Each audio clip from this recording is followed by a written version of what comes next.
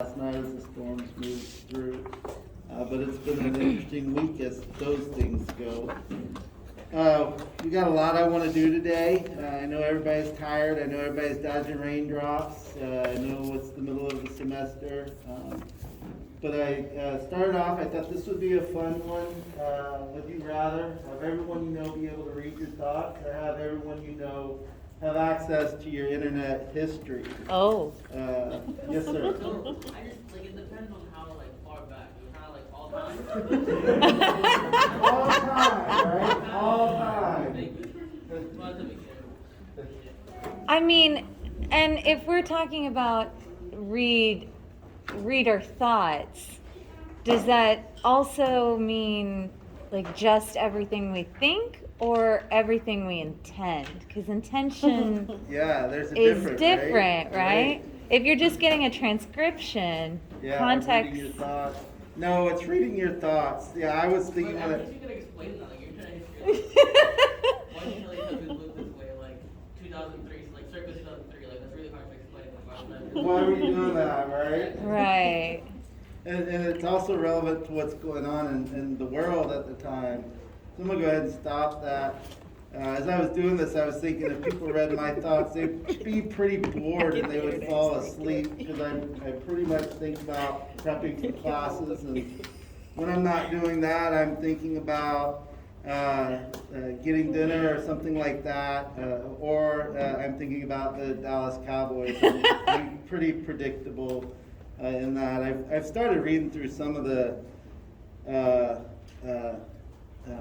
field observation 2s, and I find it very interesting. One, I appreciate the work and effort people put into that project. I can tell some people put a lot of effort into that, and I'm very appreciative of that.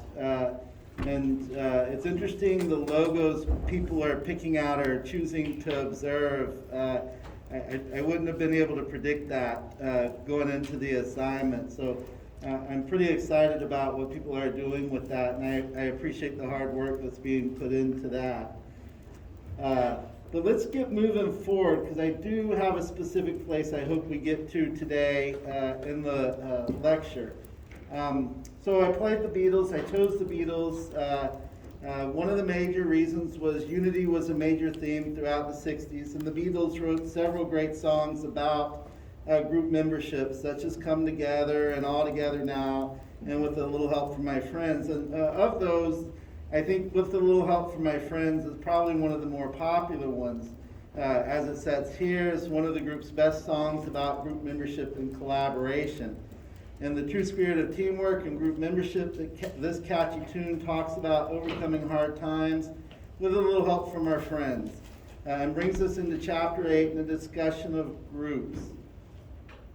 What I hope we do today is we'll go over the exam 2 statistics, we'll speak a little bit about the learning objectives, and then we'll jump into chapter 8 in the group process, PowerPoint and discussion.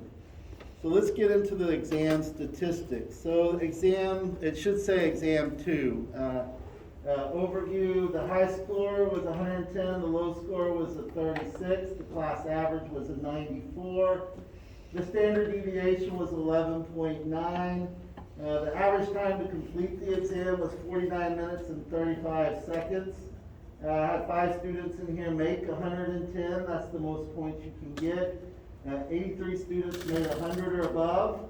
84 students made a 90 or above. 21 students made an 80 or above.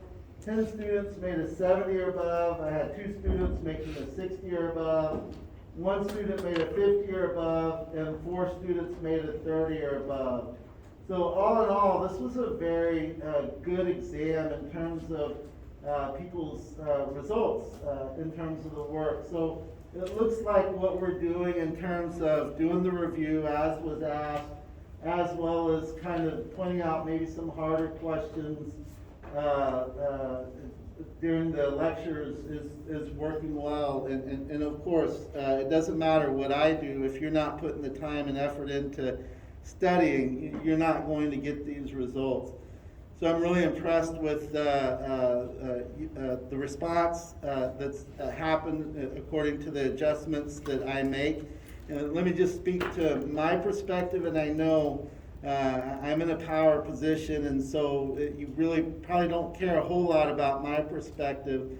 But what I'm trying to say is that it's nice to see when I'm working hard to meet you where you are, that you're working as hard as a class to meet me where I am. And so it's appropriate that we're moving into a discussion about groups and working together, because I do feel like a lot of times when I teach and I put a lot of effort into class, I don't always feel like the students' level of performance matches that. And again, I am aware that there's a lot of information in each chapter.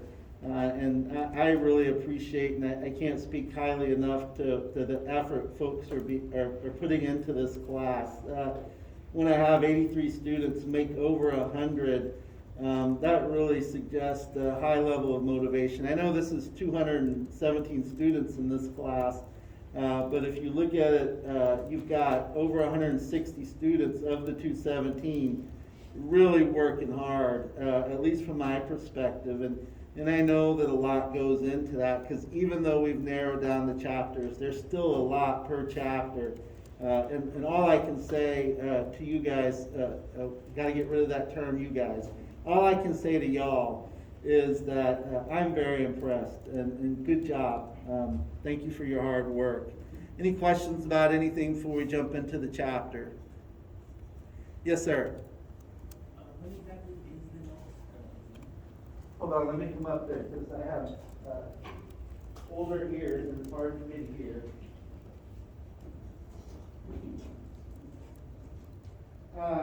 Look at the syllabus. I can't tell you off the top of my head. I got 4 different classes, so I can't remember which exam is when. Yes, ma'am. I think the next exam, what I have written down is November 23rd. November the 23rd, yeah. And again, if the syllabus is the best resource, I won't have that information on the top of my head. If that's what the syllabus says, that's what it's going to be. So that will be, that should be before Thanksgiving. So part of my thoughts on that, and again, I don't want to speak too much to it because I don't have that in front of me. But I do know when I was putting this class together, back before the semester started, I did not want to burden, and one of the things I always felt as a student is the burden of getting everything due that week after you come back from Thanksgiving. That was always true of every class I ever had, is everything was due, plus exams and all that. And so I've tried to spread that out. I know the next field observation is going to be due before that time, and my hope was that I think I was able to do this. It got hard in terms of putting this class together for me, just in terms of trying to take some of the work burden off you. And my goal was that you would be 2/3 of the way done at midterms. And that way you'd have a good understanding of where you are in this class and how you're doing, and would take some of that workload off. Any other questions related to the exam 2 overview? Okay, let's jump in. Let's get going. All right, this is what I hope we do today.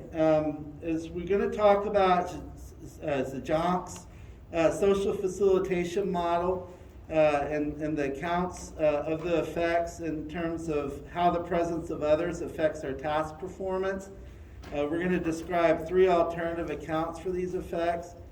We're going to describe how working with others on a task affects productivity, explain the concept of social loafing, as well as identify factors that reduce the likelihood of loafing and distinguish between situations likely to lead to social facilitation versus social loafing. We're going to define de-individuation, describe how environmental cues and a sense of identity can affect this process. We're also going to describe the different types of tasks that groups perform, explain the process loss and the relationship between group performance and type of task. We're going to discuss the advantages and disadvantages of brainstorming, describe group polarization, and distinguish between the informational and normative processes through which this occurs. And we're going to define groupthink and its antecedents, behavioral symptoms, and consequences, and talk about how groupthink can be prevented.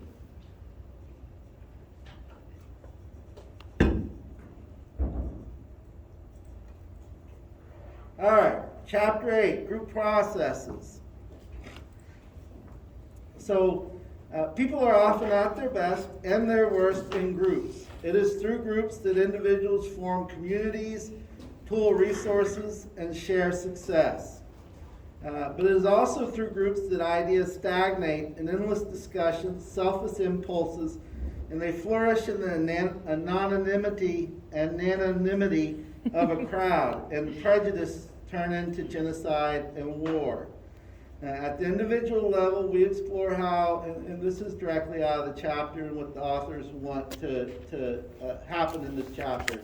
At the individual level, we explore how individuals are influenced by groups. At the group level, we explore how groups perform. And at the intergroup level, we explore how groups interact with each other in cooperation and competition. So what is a group? So a group may be characterized as a set of individuals who have direct interactions with each other over a period of time and share a common fate, identity, or set of goals. A group can also consist of people who have joint membership in a social category, things such as sex, race, although I don't like to use race, even though it is a category to recognize, but I prefer culture and ethnicity. But race, of course, has the social impact in this culture, but no biological basis. Or other attributes. Could be simple things like wear a blue shirt day, and everybody wears a blue shirt. Or on Spirit Day, everybody wears a UNT logo type outfit. One of the things that is important to understand is the difference between groups and collectives. So a collective is a people engaging in a common activity but have little direct interaction with each other. So this class is a collective, except for those that are you that are in study groups, because now you're in a group. But this class is a collective because there is 217 students in this class, and the likelihood of each and every one of you interacting with each and every one of the other students in this class, particularly this day and time, is low. And so we would be seen more as a collective than we would be seen as a group. But then there are parts of this class that, whether because of the proximity of where you sit or because of taking other classes together, have formed groups within this collective. So that helps you begin to understand the difference in a collective and a group. Now, we also have this negative association in our culture with the word collectives because it's so familiar a term, so much used when people use the term socialism and communism in a negative fashion. And I'm not saying we shouldn't do that. I'm just trying to avoid any kind of political discussion. But a lot of times you hear the way folks describe those groups, they describe them as collectives. And again, there's probably political reasons why that term is used like that. But the term in and of itself is not a negative term. Yes, sir? Can you say that again?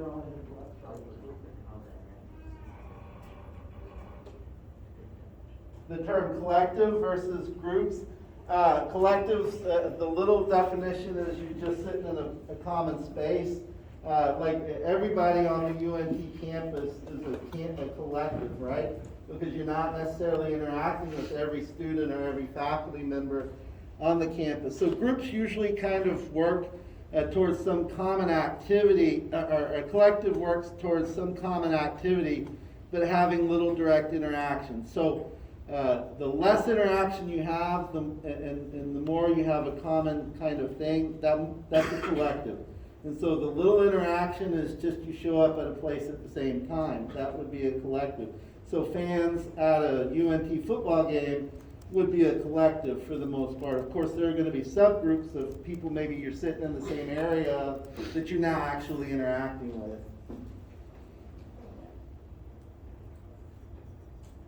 And here, this goes on to explain, on the very low end of this dimension would be people attending a concert or working out near each other in a gym.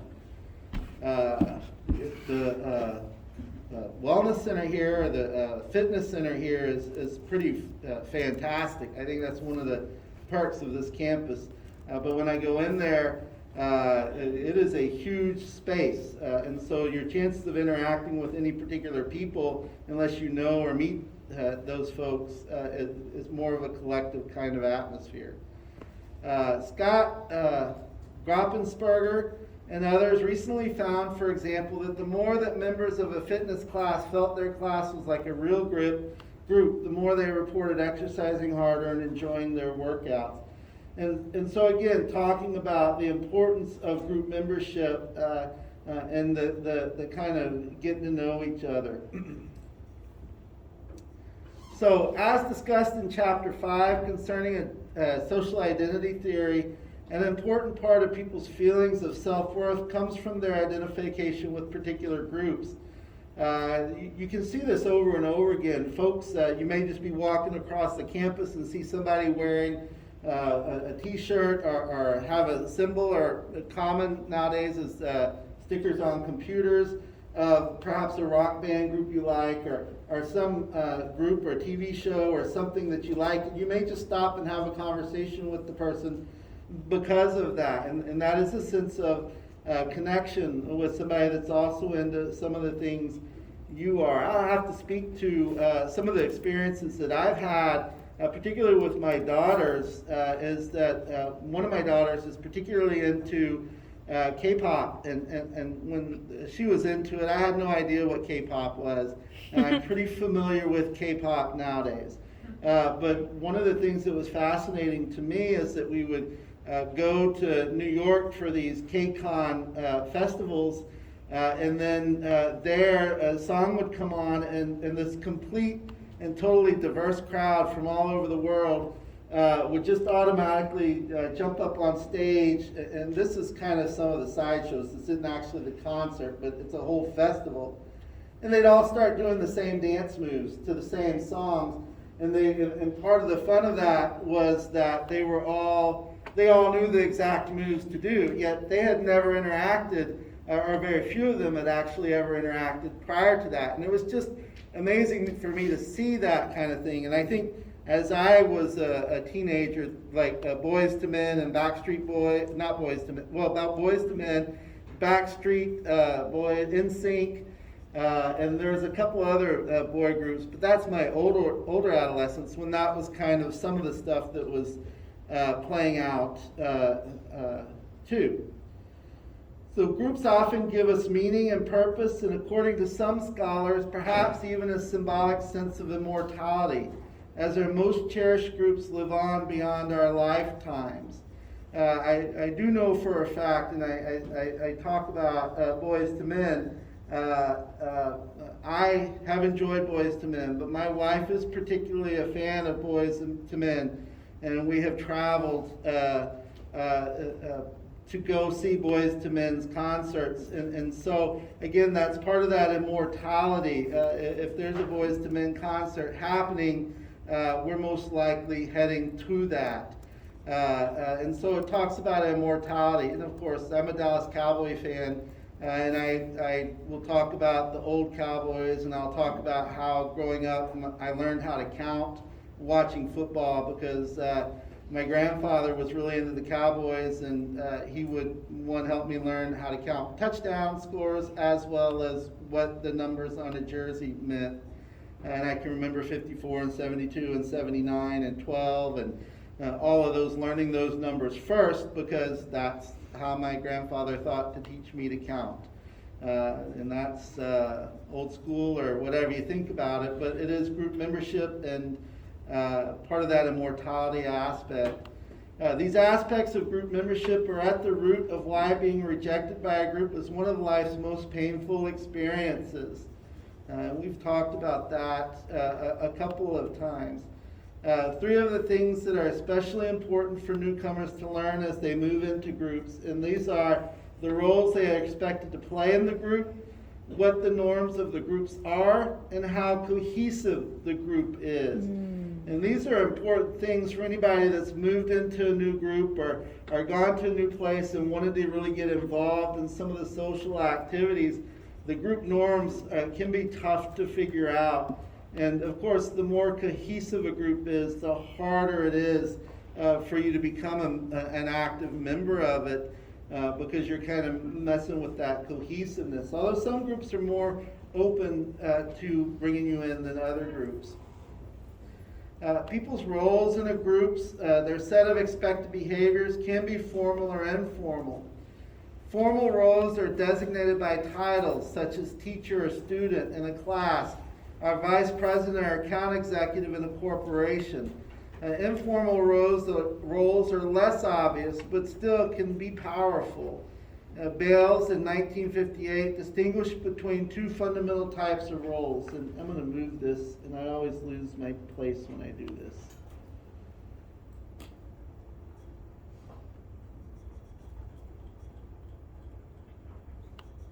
So Bales distinguished between two fundamental types of role. An instrumental role to help the group achieve a task, or an expressive role, which is to provide emotional support and maintain morale. The same person can fill both roles, but often they are assumed by different individuals. And which of these roles is emphasized in groups may fluctuate over time, depending on the needs of the group. Groups function much better when members are assigned roles that best match their talents and personalities. And one of the challenges, and we'll talk about that as we move through the chapter, of groups is to be able to match folks' talents and personalities.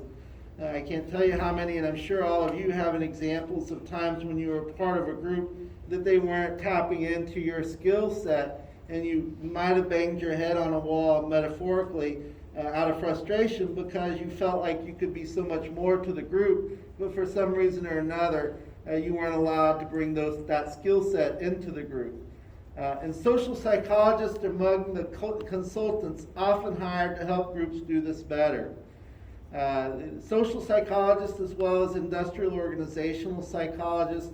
I personally have spoken to not a lot, but a handful of companies, organizations about group facilitation.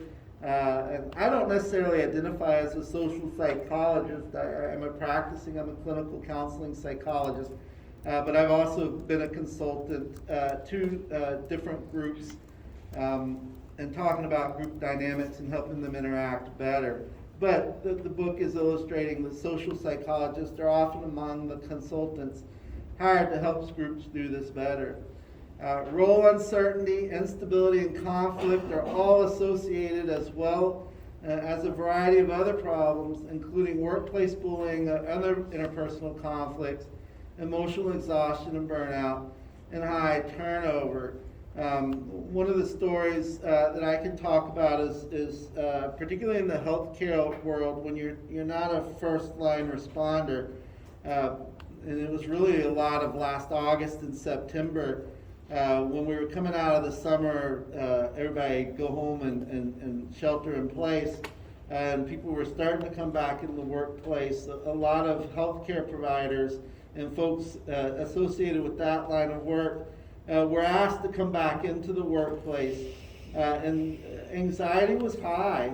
I traveled around with a letter that my company gave me that said, please allow, this person is a healthcare provider, his services are essential to the functioning of the country during this time, please allow him to move about. But a lot of folks that also had the letters that worked in the healthcare industry, this was a particularly stressful time, whether you're a dentist, a dental hygienist, cancer oncologist, or whatever you were. Nobody knew what was going on with COVID, didn't know how safe or dangerous it was, and there was no vaccination at that time. And that's when all these companies began screenings where you take your temperature and you walk in and you fill out this questionnaire. But the amount of stress of people that were coming back into the workplace that weren't frontline responders. Now I want to throw out a shout out to frontline responders, because they've never had off. They haven't had off this whole time. And there is a high rate of burnout in those. As a matter of fact, I saw somebody that was a nurse, and they've changed their career as a result of this burnout. And right now they're a janitor because they'd rather clean things, and the amount of income they make is pretty poor, but it is something. But they'd rather do that because they're so burned out from being a first line responder in that process. But this is why consultants are brought in, is to talk with groups about these kinds of things. All right, so an iClicker knowledge check, chance to practice some of the test bank. So what does the term group mean? I don't know why participants were asked to inflict physical pain on others is there. So I think that's just a typo. So what does a group mean? And just ignore that second line, if you will.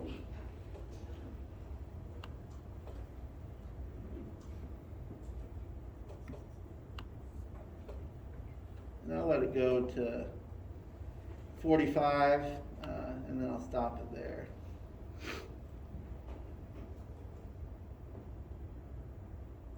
Okay, I'm gonna go ahead and stop it. Looks like I got 1, 2, 3 more. Maybe I go to 50. All right, I'm gonna stop it there. And the results are A, a set of individuals who interact over time and have shared faith, goals, or identities. Yeah, that's right. A group is a set of individuals who interact over time and have a shared faith, goals, or identity. And one of the things important to remember between groups and collectives is a collective that you don't necessarily interact. You may have, you share common faith, goals, and identity, but there's no interaction in the collective, or minimal interaction in a collective. But good.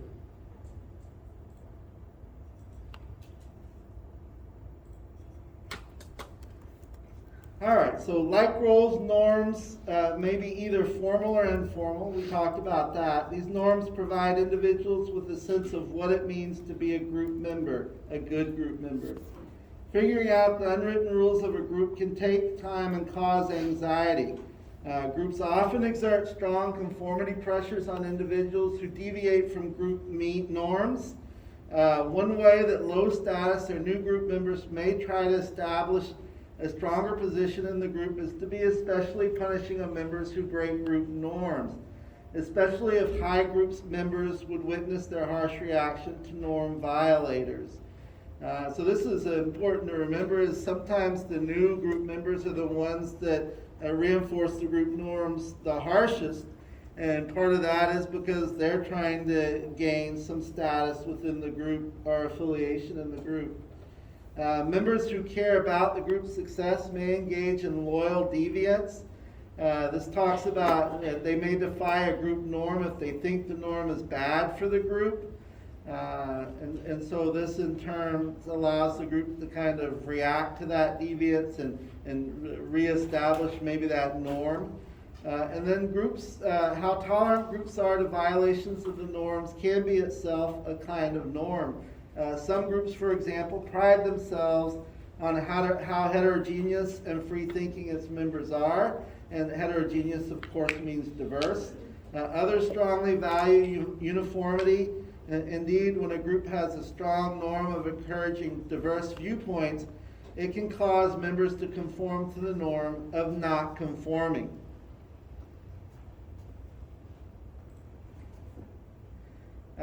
Group cohesiveness refers to the forces exerted on a group that push its members closer together.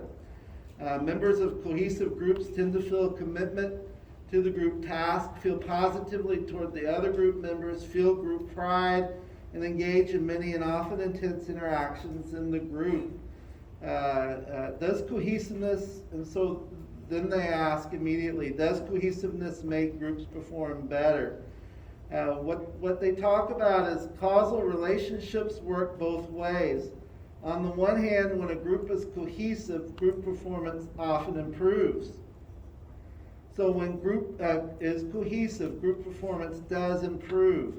On the other hand, when a group performs well, it often becomes more cohesiveness. And they use the example of sports teams to talk about this. Many team athletes recognize that winning creates team chemistry even more than team chemistry creates winning. And so they talk about the situation being a contributor of cohesiveness. I have found this in my work to be true anecdotally.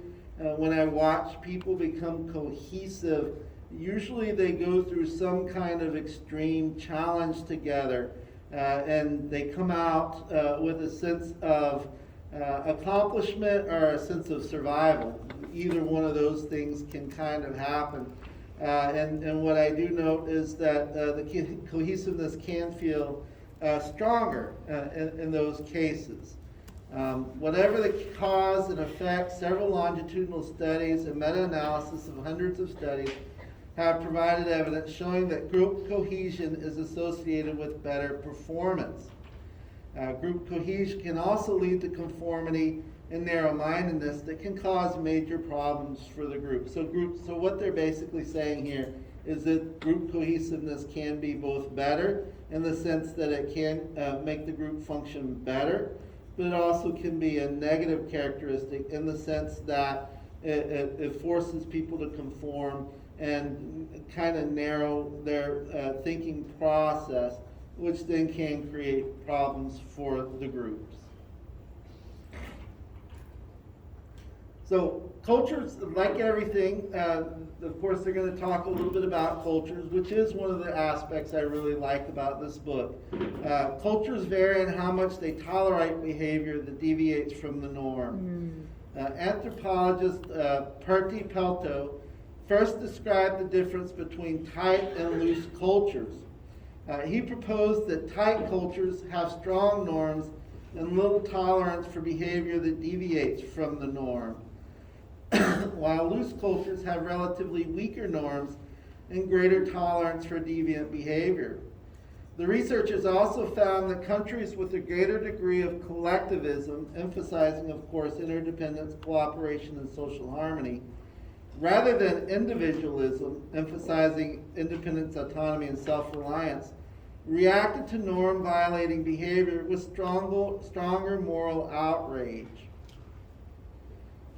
And so if you think about that scale, the graph we showed in class about individualism that showed the United States and Australia way out here on the end, this would imply that in the United States and Australia there's less moral outrage compared to some of these more collective cultures when people are violating the norms. And you can kind of look at that and see that it's not true about everything, because people in the United States, we all know, can really have strong opinions about their moral outrage over a wide variety of issues. Cultures also differ in how they perceive cohesiveness and how they value it. Cohesiveness in collectivist cultures is associated more with social harmony, cooperation, and interpersonal relations than in individualistic cultures, where recognizing members' unique skills, perspectives, and job-focused efforts is more essential for group cohesiveness. The extent to which groups are comfortable with conflict and heated debate among their members also varies across cultures. Individualistic cultures prefer dominating styles to resolve conflict. Collectivistic cultures prefer compromising cooperative styles or avoiding conflict altogether.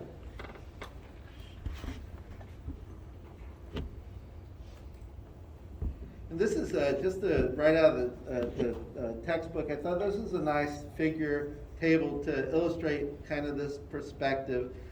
Here you've got high tightness and low tightness. Here you've got norm conformity, and you have norm violating. And basically what this says is participants in 19 countries read about someone in a group either conforming or violating group norms. Although in general participants were more supportive of a person who conformed to the norms than of someone who violated these norms, This was particularly true for participants from tight cultures. And so you see, in terms of the norm violated behavior, and this is the amount of support the person has, in norm conforming places in a high tightness culture, there's more support. But as they begin to violate the norms, you can see how fast the support declines. Versus, even though it is as steep in the light tidedness, it is not as steep. There's a similar steepness to that. And so this shows the difference between a high tightness culture and a low tightness culture. Okay, an opportunity to kind of review your knowledge, check in. According to Pelto in 1968, which of the following cultures has strong norms and little tolerance for behaviors that deviate from the norm? Was this loose, individualistic, restrictive, or tight?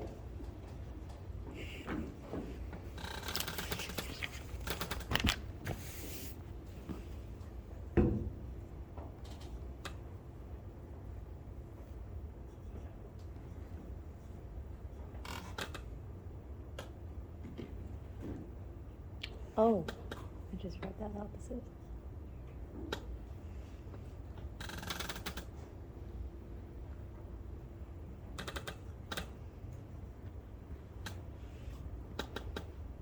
I'll go ahead and stop it. And the results are D. Yeah, that's right, tight.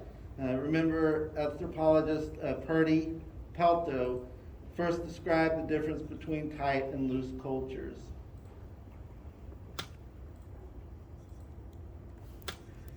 All right, so let's talk about individuals and groups. We've talked about groups and what they are, and some of the characteristics of groups, and things like norms and expectations of groups, differentiation between group and a collective.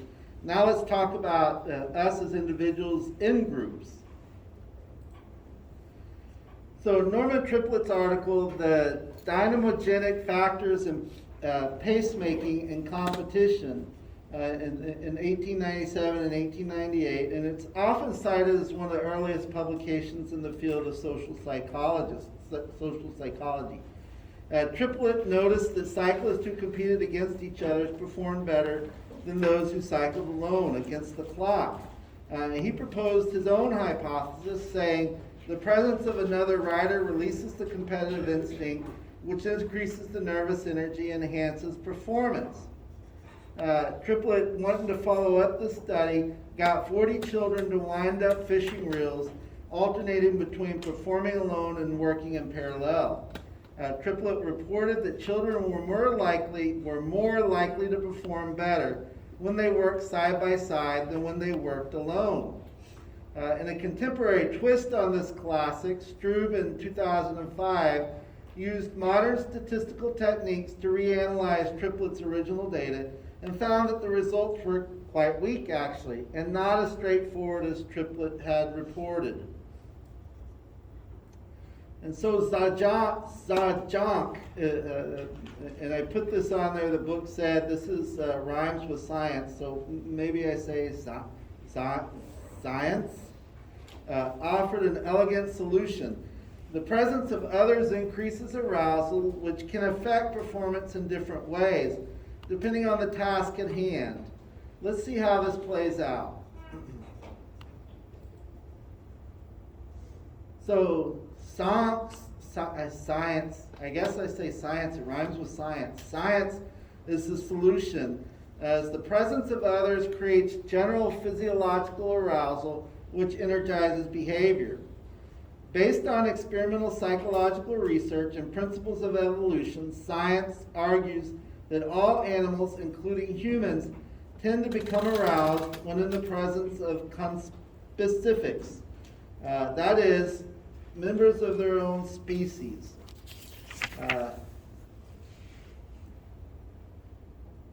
Increased arousal enhances an individual's tendency to perform the dominant response.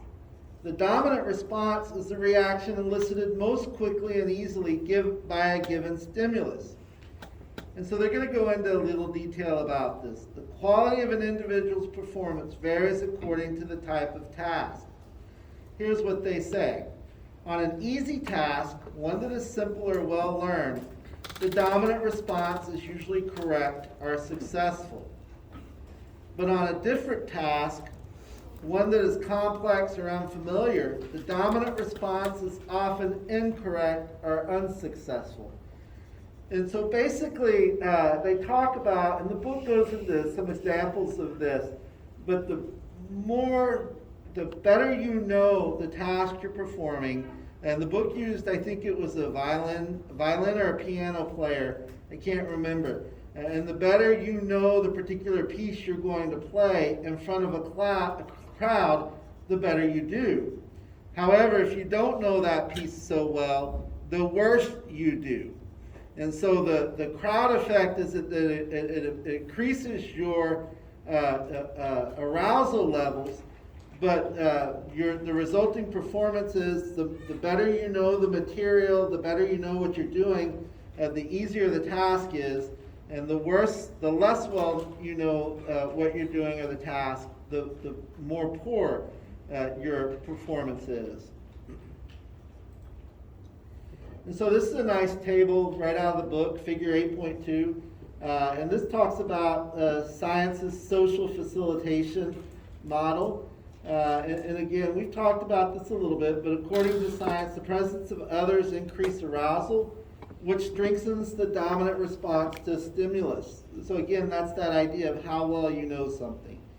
On an easy task, the dominant response is usually correct, and thus the presence of others enhances performance. On a difficult task, the dominant response is often incorrect, and thus the presence of others impairs performance. And can you see how this plays out? Presence of others, increased arousal, strengthened dominant response. If it's an easy task, you perform well. If it's a difficult task, you don't perform well. So social facilitation is a process whereby the presence of others enhances performance on easy tasks, but impairs performance on difficult tasks.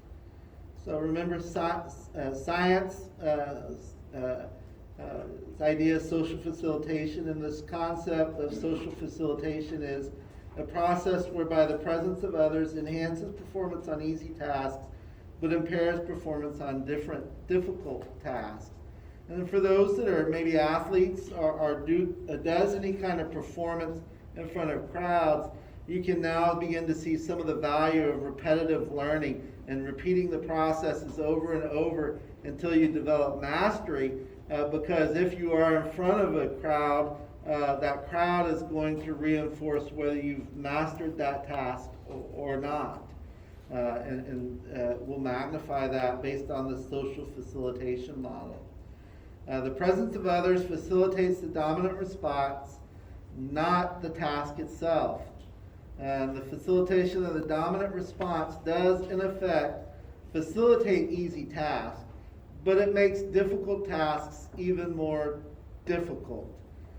Science and his colleagues found that cockroaches, I thought, I included this just because I thought it was an interesting study, because I was sitting there going, how do you do this? Well, they explained how they did this. So Science and his colleagues found that cockroaches completed the easy maze faster and the difficult maze slower if they raced in front of a crowd of spectator cockroaches than if they raced with no audience. And I just found it entertaining on how they put this research experiment together. And so basically the researchers placed cockroaches in a plexiglass audience box along either side of a maze, and this audience produced social facilitation. And the reason they're using cockroaches is to kind of show the generalizability of the social facilitation across species, and that it may not be just specific to humans. I thought that was it actually was a fun part of the chapter to read for me. I kind of chuckled as I read that. picturing them placing these cockroaches behind the audience plexiglass. I was really cute, honestly. I was really disgusting. Yeah, I know, I thought that too. I was like, oh, and of the bugs, cockroaches are the ones that kind of gross me out the most. Most other ones I don't necessarily have an issue with. All right, so science's formulation revised interest in the issues raised by Triplett's early research. And suddenly, from his observation, the social facilitation observation, Triplett's research began to make more sense. And in the results of a meta-analysis of 241 studies, they found that despite its long history, research today continues to demonstrate new examples of social facilitation and to test its scopes and limitations. New research points to areas of the brain that appear to be especially implicated in social facilitation effects. So I'd be interested in 20 years from now teaching this class, since this fMRI stuff is so relatively new, and seeing kind of what we discover with all of that as we move forward. And you think about in your lifetime, we've just come to understand and be able to map the human genome. They've been working on it forever, but it's only happened in the last 20 years that we're able to kind of map the DNA sequencing. And you turn on the TV and you so commonly hear DNA this, DNA that, and that they've identified what genes and what is associated with depression and anxiety and all kinds of different things. But that's all brand new. That's all a brand new understanding of things. And they don't know what to do with it yet. And that's what's happening with these fMRIs, is you're kind of understanding where in the brain that's happening. You kind of understand what that brain does, that part of the brain does, but you're not really sure how everything puts together. And so part of what's going to happen over the next, and it's going so fast these days, maybe it'll only take 5 years before we start to fully understand this. But they are able to, and the point of this is that they're able to find the particular parts of the brains that's implicated in this social facilitation effect. And these areas, interestingly enough, are associated more with social judgments and motivations than other aspects of the brain. Other often practiced scenarios repeatedly to the point of seeming to overtrain, but it is only through such repetition that their dominant response is highly arousing situations is likely to be the correct one. When they are in the midst of a raging fire or military firefight, it is often impossible for them to think carefully. So it's all the more essential that their dominant response be a good one. And so what this was an example of is firefighters and like basic training, military personnel who kind of go train in live fire. And so part of the reason for this is because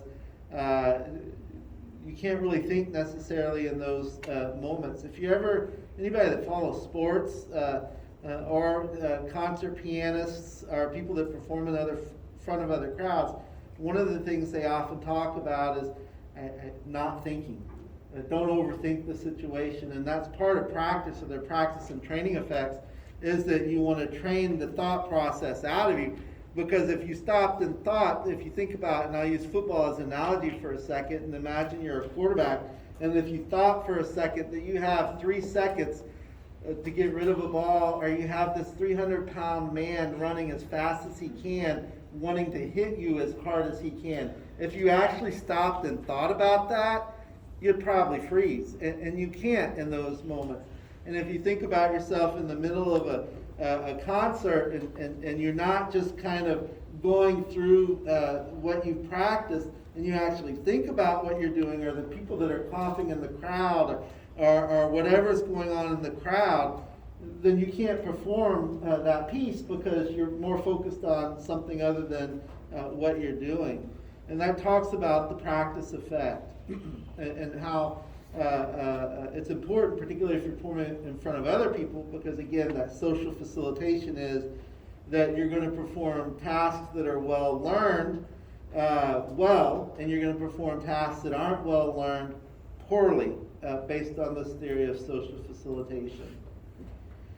So there are, of course, some folks with everything. There's research that supports something, and there's research that looks at it and tries to examine it from another angle. If you think about a Rubik's Cube, you want to look at things from all the different sides. And so science proposed that the mere presence of others is sufficient to produce social facilitation.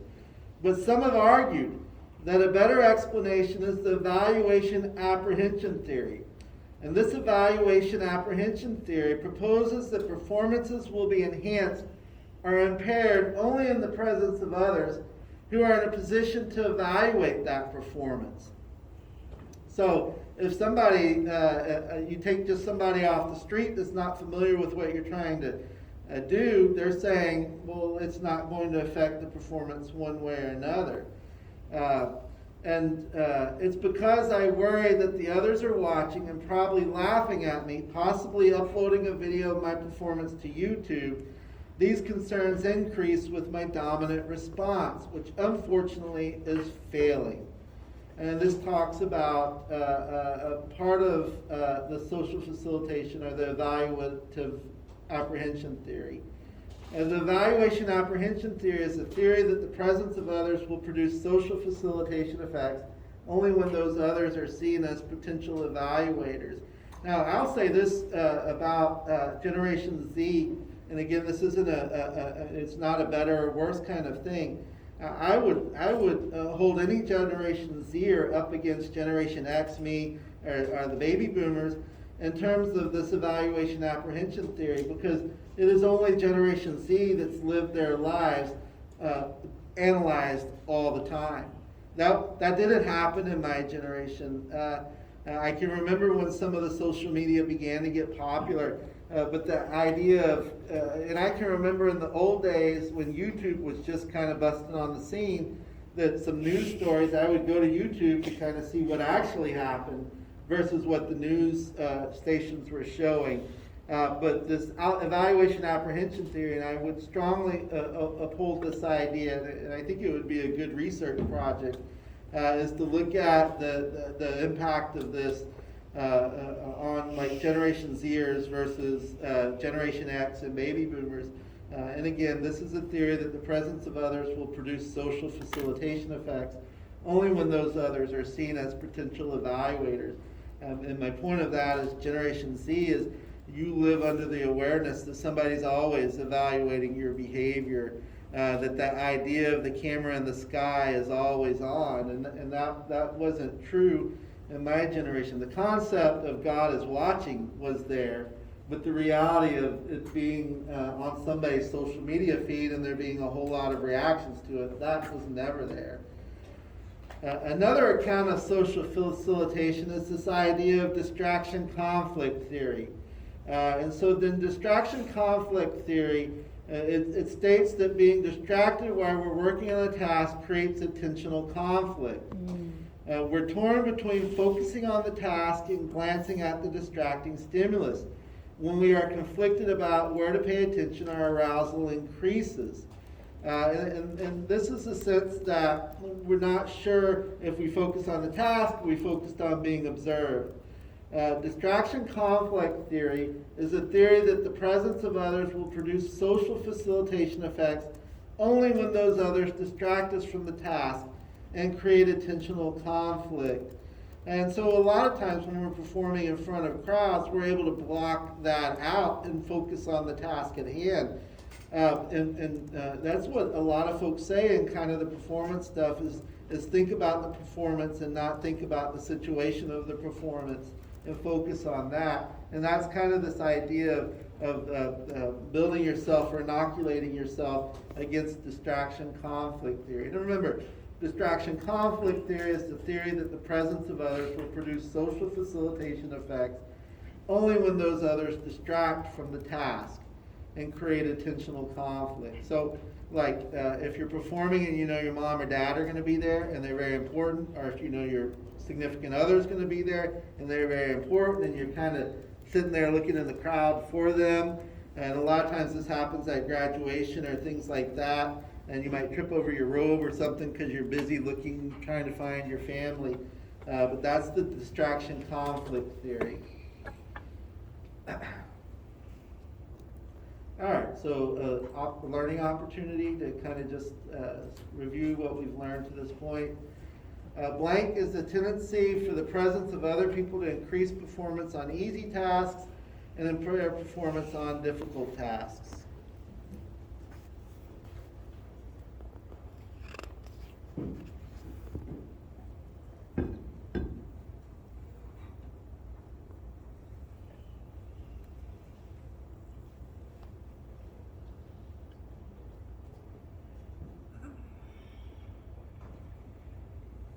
And I'll let it run to a minute. It looks like it's taken about a minute to get everything turned on and warmed up.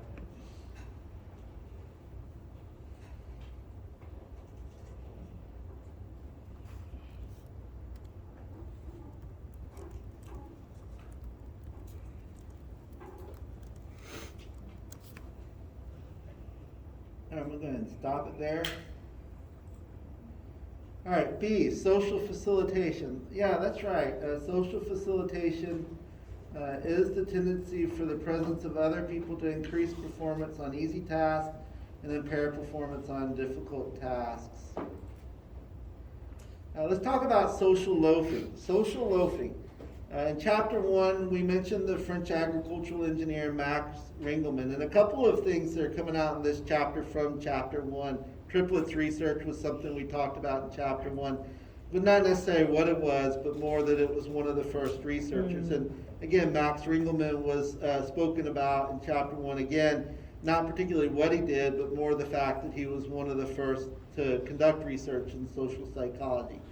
So Max Ringelmann, and given that he's a French agricultural engineer, I'm speaking that last name as English rules, not as French rules, so I'm sure I'm saying it wrong. We'll call him Max. As another contender for having conducted the first social psychological research, Ringelmann discovered that people's output declined when they worked together rather than alone on simple tasks like pulling a rope or pushing a cart. One explanation is that the individuals exerted less effort when they acted collectively. But another explanation is that the individuals simply demonstrated poor coordination when working together. Some pulled while others relaxed, and vice versa. If you've ever played tug of war or done that in summer camps or any church activities or group organizations growing up, you know sometimes it's hard to get everybody to pull at the same time. And the team that does that is most likely the one that wins. And Engelmann and colleagues in '74 observed that participants pulled almost 20% harder when they thought they were pulling alone than when they thought they were pulling with others.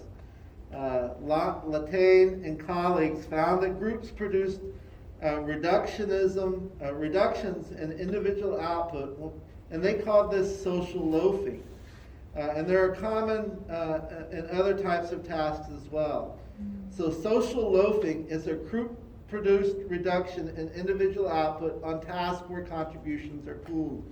Now, all of you would probably have a great example of social loafing. As students, you've been asked to do group projects. And one of the most common feedback in group projects, as a professor that I've heard, is that so-and-so didn't pull their weight. And so you're all familiar with the concept of social loafing. And of course, you do, and me and my group projects, I was having this conversation with one of my daughters, is I always took on the leadership role, one, because I'm a control freak, and I can control kind of my output if I'm in a leadership role, and the group projects were always my fun thing, and she was kind of hemming and hawing, saying yeah, she's not into group projects that much because of this concept of social loafing. You never know who's going to be the one that kind of loafs, and it's not always the one you think it's going to be. But anyway, my point of this is the social loafing. You're all familiar with it. Being students, I'm sure you've had it, and if you have not, then awesome.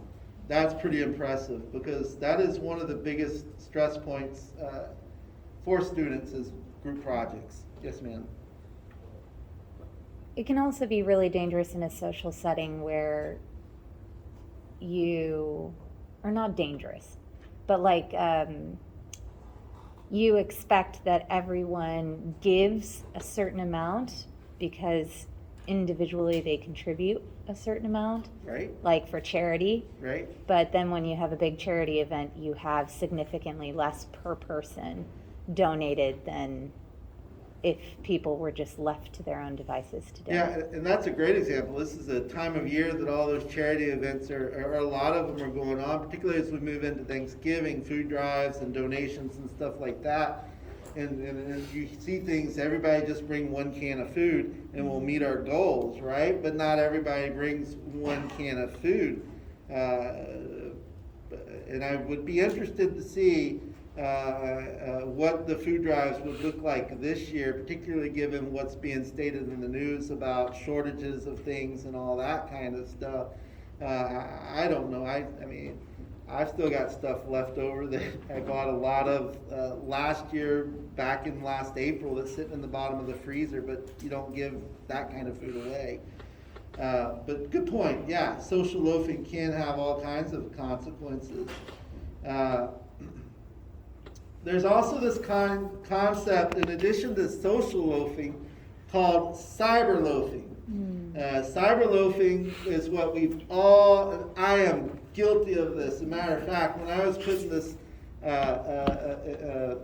lecture together, what I do is I read a little bit and then I check my fantasy football players, or I read the news, or I get up and I go watch 15 minutes of TV just to kind of transition between points. That's cyber loafing, right? It's when you're sitting at work and you're supposed to be working, but you're seeing what your favorite movie star or movie actress is doing, or you're watching the movie previews, or you get the Disney emails about how wonderful Disney is, and you start, because their advertisement, nobody can beat Disney in terms of advertisement, maybe Apple, but you start going down that rabbit hole, and all of a sudden you're now looking at vacation pictures in Port Canaveral or something like that. But that's cyber loafing. And cyber loafing can be a huge drain on workers' productivity. Now, one of the things that's interesting and what research is showing, because everybody has in the last year had some experience from working from home, is that actually when people are working at home, this concept of cyber loafing is less of a problem. So there's not a whole lot of research yet on this. I think you'll start seeing that in the next year. That would be a good place if you're looking for an honors thesis or some kind of research to get a part of, is looking at the impact of working at home and why that may reduce cyber loafing. Now, the explanations I've heard is, and I'm saying this with a lighthearted, and I realize when I use words like this as a psychologist, it can be heard out of context. But what people tell me in general is my family is crazy, and so I go to work because I'm tired of being with them all the time. And they're not really tired of being with them, it's just that you're on top of each other all the time, and particularly in an individualistic culture, you need some space. And so that's why people are less cyber loafing, because they'd rather work than maybe have to, go help the kids do their homework or fix the internet because the internet fell down again, or that kind of stuff. But it's a place to get some space when you're living on top of people. And so anecdotally, that's what folks are telling me as to why they're getting more done and are more productive at home than when they were in the office. And here's a graph that I thought was neat, a figure out of the chapter that's talking about social loafing and when it may produce. I'm just going to show it to you, but when you're cheering in a crowd, this is the impact of the cheering and clapping. And again, the larger the group size is, you can see you're one person and you're cheering and clapping louder than if you're with 6 people. And so this is just showing the concept of social loafing, and that the more people there are, your output is less. And so Agarwal and O'Brien studied several hundred college students to assess what factors can reduce the incidences of social loafing, and these offer these three strategies. One, limit the scope of the project. Projects that are very large and complex should be broken into smaller components. Two, keep the groups small. What the research shows us is that the ideal group size is 3. When I can do that in my classes, I make groups 3. But it is hard to do that in some of these larger classes. And then make sure you use peer evaluations. Does that sound familiar? Making each group member manager of different segments of the task can also help reduce loafing. And that is true. I've always found, and I'll speak to this about my experience of being a professor, when I ask other students to evaluate other students' work, I find that the quality of work goes up a little bit, and that may have to do with social comparison. It may have to do with a whole lot of different things. But I found that, and I haven't looked enough at field observation 2 to make a definitive conclusion.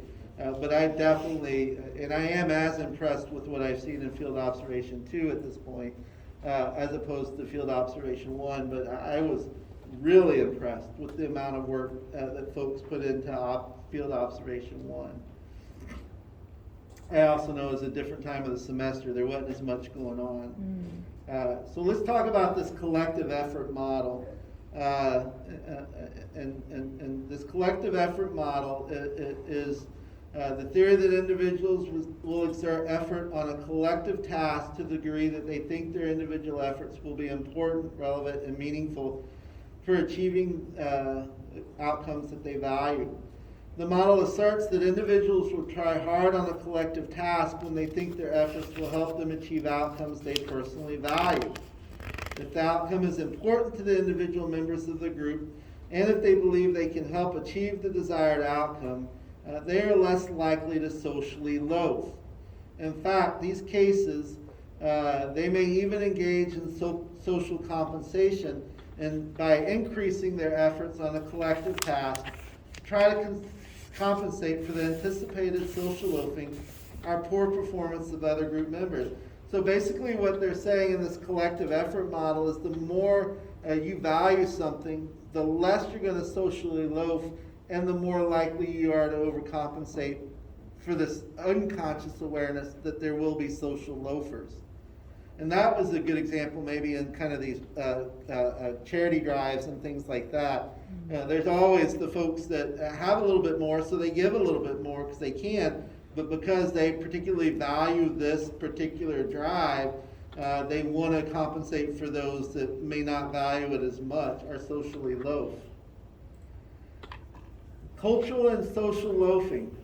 Social loafing, Corral and Williams conducted a meta-analysis of 78 studies and found social loafing to be a reliable phenomena that is evident across numerous tasks and in countries around the world. Social loafing was less prevalent among women than among men, less prevalent among people from East Asia, this is collective cultures, China, Japan, and Taiwan, than among people from Western individualistic cultures such as Canada and the United States. Hung and others who found that workers in Taiwan perceived co-workers as socially loafing, they were likely to be motivated to seek revenge towards their co-workers. They also found, hypothesized that there are times when people from collectivist cultures may be especially likely to socially loaf. And one of the things they talked about was that amongst some, they did some research with these students that identified as Chinese, being from China. They engaged in a task with a group of coworkers who were not being productive. The participants reduced their own efforts if they thought their effort would be evident to their coworkers. And so there is this concept within many collectivist cultures of losing face. But there's also this opposite concept of gaining face. If you outperform the group, it can create strife because you're identifying yourself, you're sticking out. So not wanting to publicly deviate from the group norm, these students conform to the norm of working less hard. And again, they didn't want to overperform what the group norm was. All right, so here's an iClicker opportunity. I am just going to run it for 30 seconds, because I do want to get to a specific point.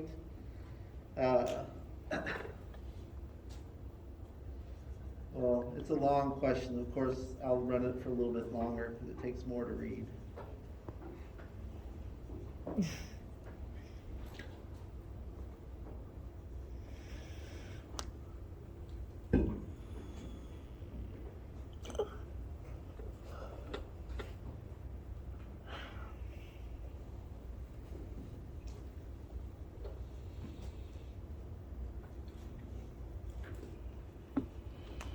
I'll stop it at 45 seconds. Okay, let's see what it says. Yeah, Ingham and colleagues asked participants to pull a rope and found that participants pulled almost 20% harder when they thought they were pulling alone than when they thought they were part of a group. This finding best illustrates the concept of social loafing. Yeah, excellent. Okay. So instead of trying to rush in 5 minutes through the next part, let me tell you where you need and what you're responsible for on the quiz. You need to go through group think, which I think is either slide 70.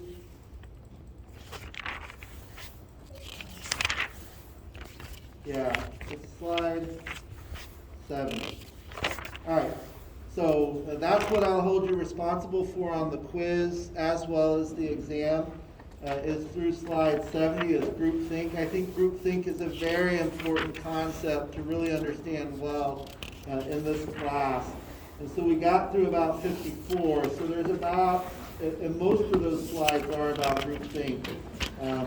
So make sure you're familiar all the way through groupthink. All right, have a nice, today's Thursday, weekend. I'll see you on Tuesday. So are you saying until de-individuation and then just groupthink, or No, all the way up to? All the way up to groupthink. Okay, thank you. And so they talk about between here and groupthink is brainstorming. Yeah. I think that's the next major So the next three concepts that I want you to know is de-individuation, which is brief. Group polarization. Group polarization, brainstorming, and groupthink. Gotcha. All right, thank you. You're welcome. So we're not going to get to any of the, Yeah, so I can tell you exactly where I stopped and what we'll do on none that. of negotiation, none of dilemmas. Nope. Um, Because of, I didn't. None of think- how we deal with social dilemmas, none of that? Nope. Okay. Not on the test. Yeah, Okay. I mean, I still hope you read it and at least have read it and let that sit in your storage banks like that. But, Okay. I'm not gonna test you. Anything over about that. chapter 9? Not yet, because that'll be the lecture, on. True, but it is going to be on the quiz, isn't It it? is gonna be on the quiz, Okay. so you can kind of see that I'm getting through about 30 pages per chapter. So if you want to kind of focus yourself, the first 30 pages of the chapter are probably the most important. Okay. That's But all I then can that say means about that. we wouldn't get to close relationships at all. Yeah, so there's going to be a lot that we're not, well, I hope you read it all, but Yeah. I'm not going to test you on some of the Okay. other concepts. Okay. Right, Because 56 this to is 88, about that's probably 30 where I'll pages stop. right here. Yeah, that's Yeah. probably where I'll stop. And then this is the other 25. Yeah, I started chapter 9, but I haven't gotten all the way No worries. through the lesson prep yet. So let me get out of the way of this other class. Yeah, of course. Sorry, I just want to be pretty prepared for the quiz as well. Yeah, absolutely. And like I said, I'm trying to, the best I can, help each student optimize the time they're preparing. Yeah, thank you.